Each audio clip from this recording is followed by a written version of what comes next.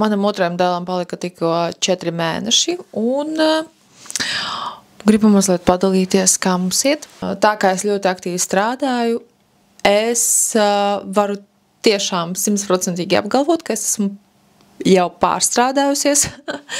Es gribu reāli neko nedarīt, bet es spiežu sevi uz priekšu, tāpēc, ka man ir mani sapņi, manas ambīcijas, un viņas nedod man gulēt, tāpēc es eju uz priekšu.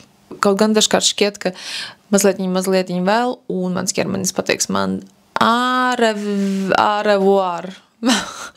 Otrajam dēlam šobrīd arī ir tāds kā mazliet miega regress, kas ir ļoti jūtami. Šodien pamodāmies 4. Oh my God, manas smadzenes 4 no rīta nestrādā. Un it īpaši, ja tas ir vairākas dienas pēc kārtas. Protams, arī kaut kāda veida pacietība izsīkst. Īsāk sakot, ir diezgan smagi šobrīd.